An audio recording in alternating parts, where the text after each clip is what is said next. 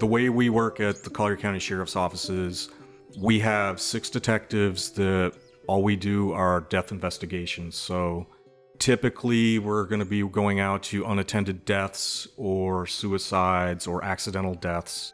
Fortunately, here in Collier County, we don't have a lot of homicides, but every detective in our office generally has at least one homicide that they're going to be assigned a year. Detective Derek Holden has been with the Collier County Sheriff's Office for 24 years. He took over the Filomena Gare Chavez case in 2022.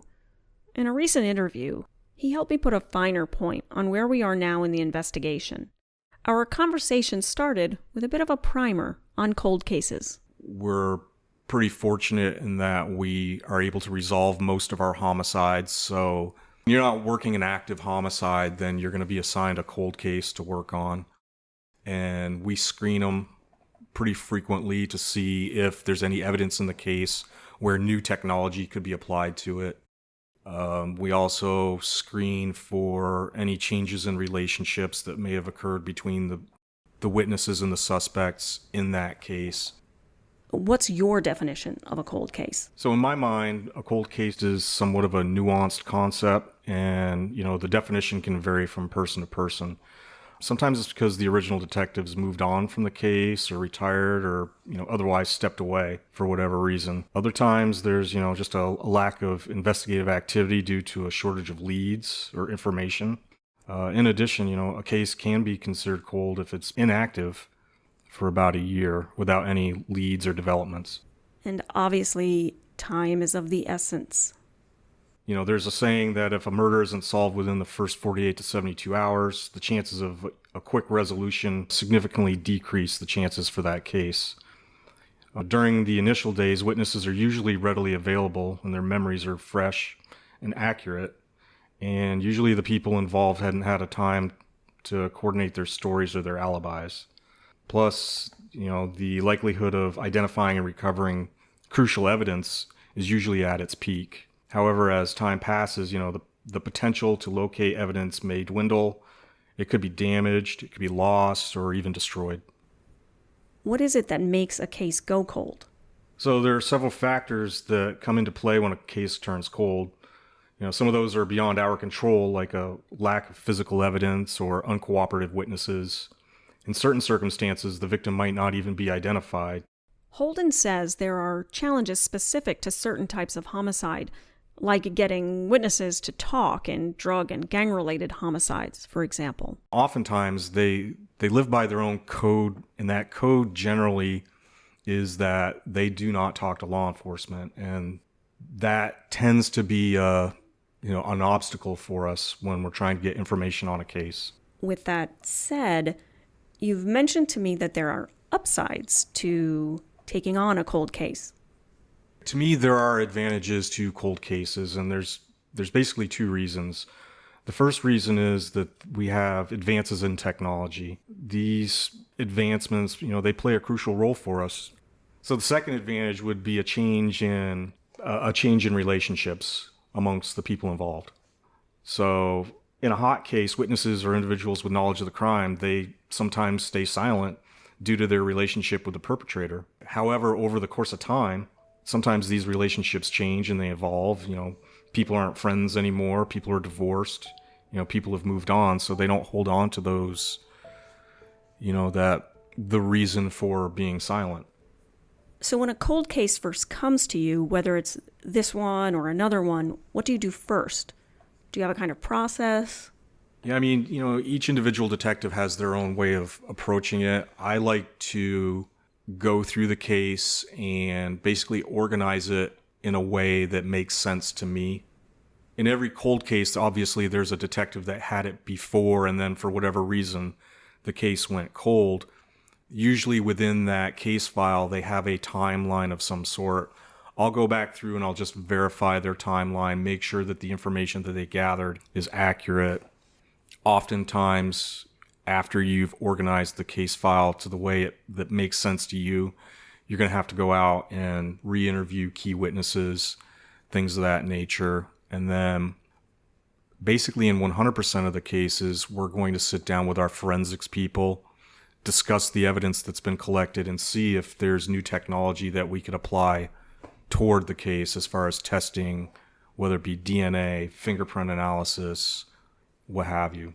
Holden says he has done all of that in the Filomena Garay-Chavez case, retesting evidence, conducting interviews, search warrants. He also advocated for the case to be the subject of a cold case podcast. Why did you want to feature this case in a podcast? Well, I mean, we have several cold cases that are being worked, but for this, for us, this case isn't just about solving a crime. It's about justice for two innocent people that were murdered. And, Filomena was pregnant at the time, so it's not just her that was killed. It was also her unborn child. You're listening to the Collier County Sheriff's Office Investigates Ambushed After Dark. Episode 4, Somebody Out There. The length of time is against us, but we've seen cold cases get solved 30 years later. Her car was out there, her purse was there, but she was missing. The first question it asks is, oh my God, what happened? At the time, I didn't know it was going to lead to a death investigation. You can't be in two places at once. Obviously, flags are going up with these statements. What are we missing? I believe that there's definitely an opportunity for this to be solved. Somebody has to come forward that knows something.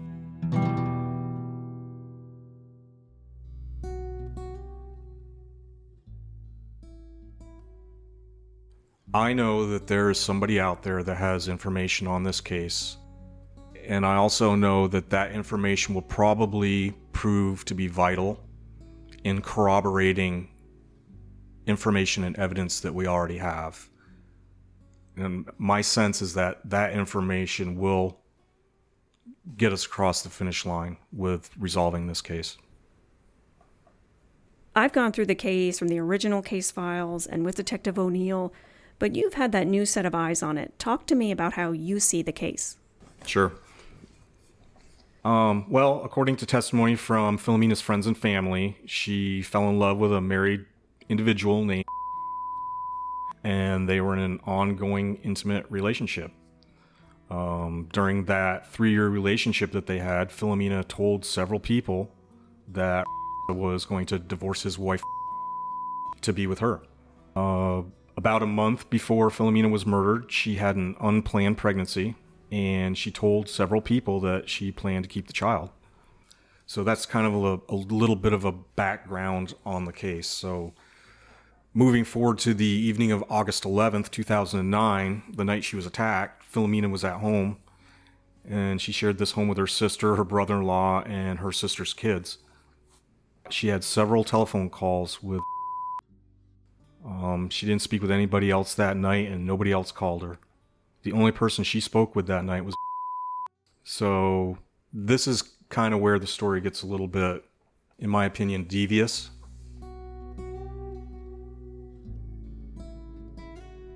And this is when Detective Holden shares with me some of the details that bring the case into much sharper focus for me. Details about the timeline, revealed not only from cell phone records, but also from closer analysis of a reenactment involving Filomena's brother-in-law Juan, which helps them establish a shorter window of time in which the crime could have occurred, noting that Juan didn't immediately call 911 at first upon hearing the gunshots. There was time there during which he was looking for Filomena and making sure the family was safe. Detective Holden also shares that persons of interest and witnesses in the case have made statements to investigators that create impossible scenarios and contradictions. So you can't be in two places at once. So obviously flags are going up with these statements. Now, I have to remind you about what I said in episode 2. There is a lot I can't say here about those statements, those persons of interest, and phone record details. I also can't provide you with the alibis known to just a few. Those pieces of evidence will come to light if and when this case goes to prosecution. Back to my conversation with Detective Holden. When I talked to Alicia Craig, for example, we were talking about, some of the limits of what was left at the scene. And what I think you've made pretty clear here is that there's really quite a bit of evidence, and it's evidence in the form of data and things like that. Talk about that just a little bit. To me, evidence it encompasses not just physical evidence, but also electronic evidence that's floating around in the air. Other forms of evidence could be composite sketches. Is cell phone data and things like that, are those things are all admissible, right? I mean, Yes, cell phone data is admissible. is that considered hard evidence, or that's not really a real term? I guess the technical term would be cell phone data would be basically documentation evidence as opposed to physical evidence. Bank records, same thing. Again, document evidence. Okay. So I think some people think that, evidence, to use quotes, would be just, fingerprints or blood or hair, things of that nature. So from my perspective, it's, evidence is everything that's evidence of a crime. So, for example, cell phone data could be evidence of a crime. The content of a text message could be evidence of a crime. Who that was or what they may or may not have said. Going back to your earlier point about the changing relationships aspect of cold cases, does that apply here? We know that there's been some changes of relationships involved with this case.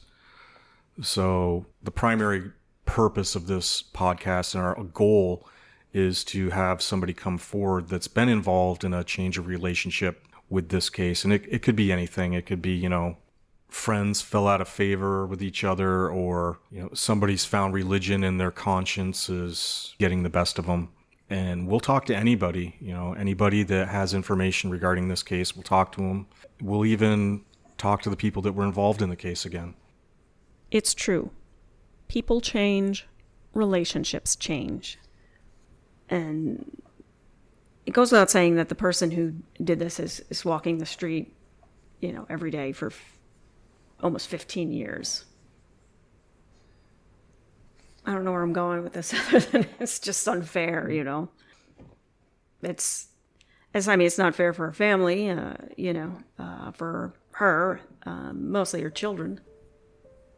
So I'll ask you the same question. Are you hopeful? Am I hopeful that this will... So I'm more than hopeful. I mean, I know that, again, there's somebody out there that has information to corroborate the evidence that we have, and that's basically where we're at. We just need to corroborate our evidence so we can present this to the state attorney's office. The work continues in this case. You should definitely know that it's not just a few binders on a shelf gathering dust. It's mostly digital and in the thousands in terms of technical assets, actually. There has been more activity in the case files in the last 2 years than the previous 7. There are stories still to be told and more evidence out there, and there is certainly the potential for new interviews that will hopefully provide the corroboration of evidence and statements that will move this case forward.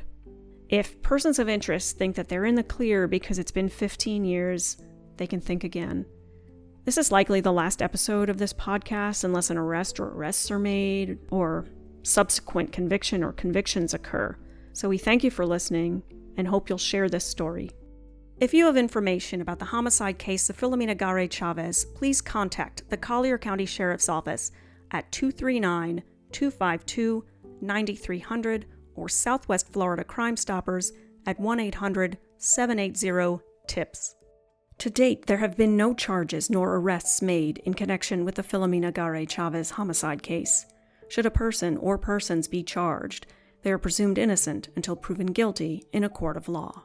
To learn more about this case and to view images and video snippets of interviews, go to colliersheriff.org/ambushedafterdark.